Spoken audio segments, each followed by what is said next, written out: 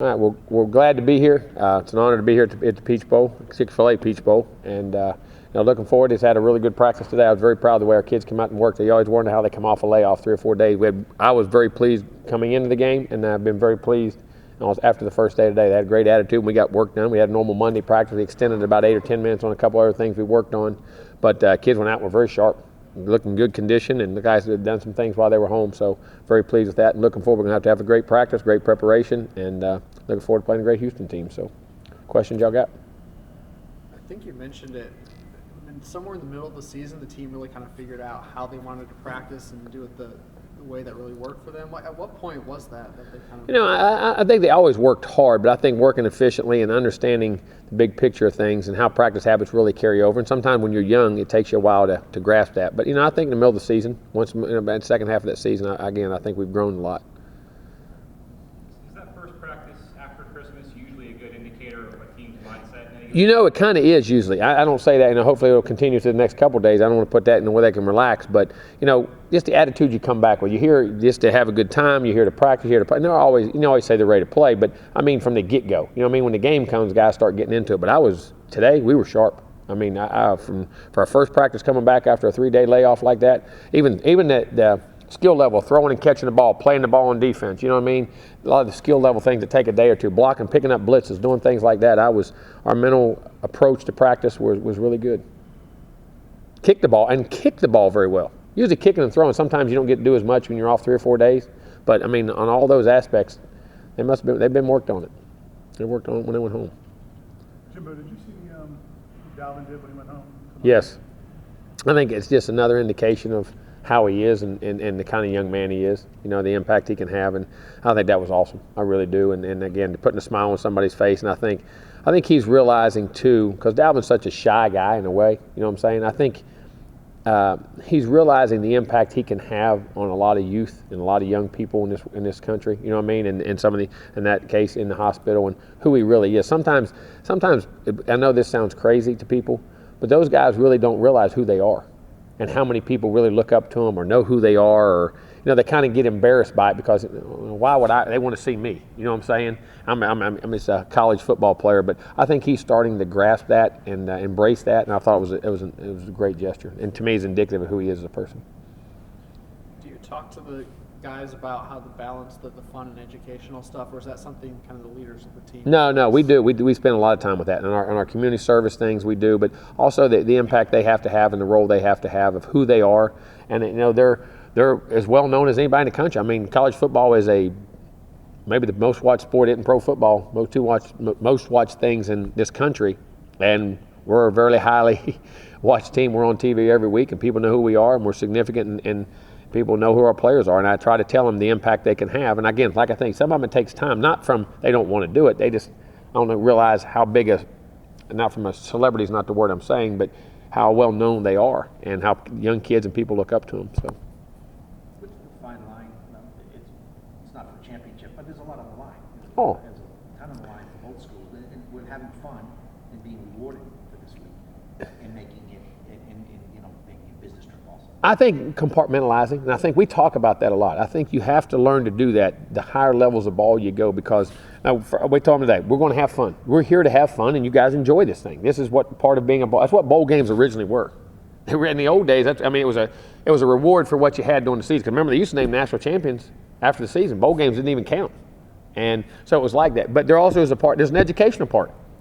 Going to the College Football Hall of Fame, going to the Martin Luther King Museum, and all those kind of things. There's parts of these things you'll get exposed to parts of this city and that you've never been exposed to, and learn history. But then there's a time for business, and you have to learn to compartmentalize. When it's time to work, we work. When it's time to play, we play. And when it's time to learn, we'll learn. And always carry yourself with a lot of dignity and pride. And we talked about that in the first meeting. And I think the quicker college kids, and even pro people and people in general, can learn to compartmentalize. And what I mean is, things are going wrong. Things are happening in life, and you got a job to do. You can only control what you can control. So what you're responsible for at that time, learning to do that. And I think our kids are doing a good job of that. Now that you're in the middle of game planning, is there anything about Houston that's really kind of stuck out to you or the players from what they've seen? Yeah, they're real good. And I say that jokingly, but when you watch, we talk about the offense and dynamics of the quarterback and the receiver in the back. Everybody talks about all the points they score, which they do, but you go look at them on defense. They're great against the run. They're great in scoring defense. They make plays. They create turnover. They got tons of turnovers. They've created interceptions, fumble recoveries. I mean, this team is very good on special teams because they have skilled athletes that can run and return. I mean, this is a one heck of a football team. They play hard. They're disciplined. They're tough. I mean, it is, and I say that, I was making a little joke, but I'm not making a joke. I mean, this is a very well-rounded team in all three phases, and they're good. You don't win 12 games like that by accident. Sean and some of the other offensive players said that Houston does some things defensively that you don't see a lot, different downs and situations. Yeah, I mean, there different blitz packages in which they do on different times and constantly bringing pressure at you. They attack you. You know what I'm saying? So they make you have to be aware where certain people are all the time and be able to not run uphill or get caught in bad situations. And, you got to be able to sight and hot and get balls out and pick up blitzes. And, I mean, they're going to attack you on down distance with some different, things that are very, very tough. And I'm sure they'll have something new also thrown in there. So, I mean, you have to be really aware. It's mentally, some teams are good and they line up in what they line up in and they play it and they're real good in their technique. It's just different philosophies, you know what I'm saying? This team's like that, but then they create some looks that are very demanding and tough on you. I heard one of their people talking about creating turnovers. They've obviously created a lot of turnovers. Is that something that stripping the ball, or what are things that? Look, Bo, I think the pressure packages from different blitz looks they do, making quarterbacks have to hurry, get hit when they're throwing the ball. I think they play the ball very well. They can, and when you're playing from a lead, they've been ahead a lot because they're dynamic on offense. And I think like we were 2 or 3 years ago, that when you play from a lead, your packages, you blitz and not take chances, but people are playing from behind all the time. So you can, and you're skilled, and they make plays on the ball, play it very well, and then they do tackle and strip. They tackle in gangs. They get to the football. They run there. So the first guy's making a tackle, and the other guys are stripping. They do all those things. You're welcome. I'll give you a bill later. Excuse me. What Tom Herman's done in his first year there. I mean, I know you're worried about your team during the season, but seeing or taking notice of. Oh yeah, anytime a guy comes in and has a turnaround of that magnitude, Houston's used to winning. They've won in the past, but for him to come in and take that team and flip it around so quick in all three phases, be so good and be so far along in their packages. I mean, the organization, the structure, how hard they play. I mean, Tom's done a tremendous job. I mean, a tremendous job. You can see it. I mean, there's no doubt. Have you ever been to the College Football Hall of Fame? No, I haven't. I mean, you're I may stay and you may lose me tonight. I may not go to the dinner. I may not go anywhere. I may be wandering off. You better assign somebody to me, because I love looking at that and appreciate the history of what we do.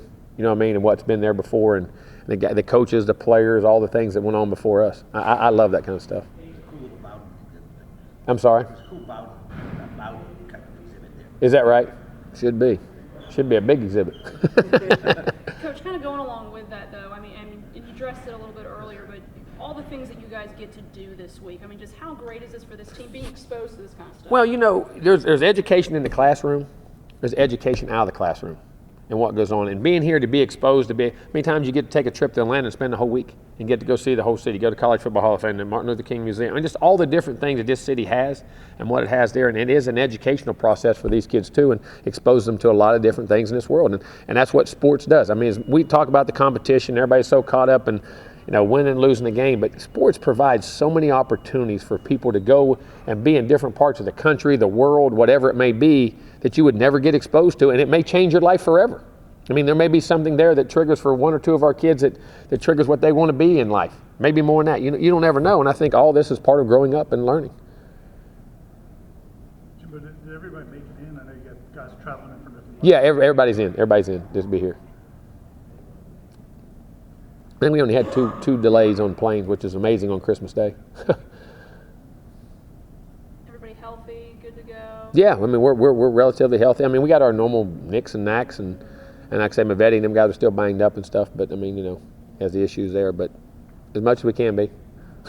Some of them guys I wish we'd get back earlier in the year. Was their quarterback award any comparison to anybody you face or the style or what he does? Yeah, I mean, I guess you say Deshaun in a lot of ways because he can run and throw and beat you with his arm, beat you with his legs. He's not as big, but he's quicker, faster maybe. I hate to compare guys, I really do, because I think it's unfair. I think his talents are. I mean, the guy, what he's thrown for and what he's ran for, his numbers speak for themselves. And he's beat guys with his feet. He's beat them with his legs. He's beat them with his leadership. He's beat them with his toughness. I mean, in all phases of what he's done. So I mean, he's one of the unique players in college football. And kind of going along with Houston, I mean, they haven't been a major bowl in 30 years.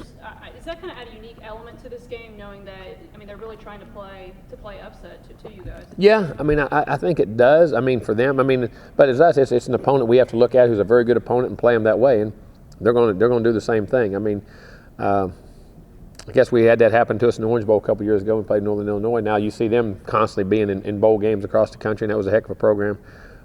Houston, I think, will be one of those teams that looks to me will be around to stay. I mean, they got great coaching, great facilities. They're in an area that has tons of players.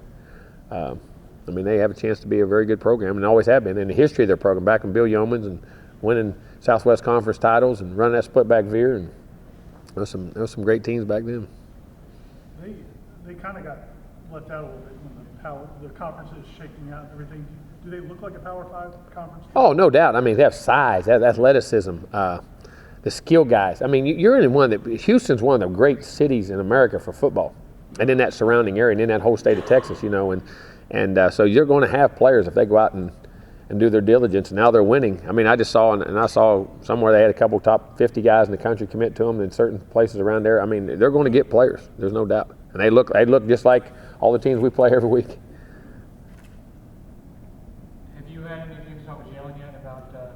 NFL and just have that process?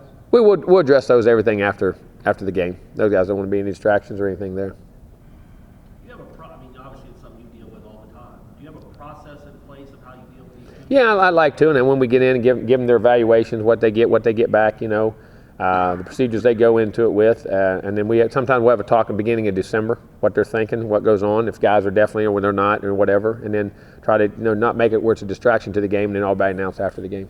Would that help in recruiting if you find out in December as far as okay? No, there's no doubt. See, that's the fine line about some of these guys, but some of them you won't know. I mean, there's one or two guys you'll know. I mean, because they're definite what's going to happen, but there's other guys that you're waiting, just finding out information from the draft. And if I was them, I would do the same thing. You know, you're saying I'm a third rounder or a fourth rounder, why? You know what I'm saying? So I got to work on these things coming back, or I decide to go out if I'm a first rounder or whatever. I think those things are good. So, but you got to. We always talk about moving it back. Remember? If you do that, how do we know who to recruit?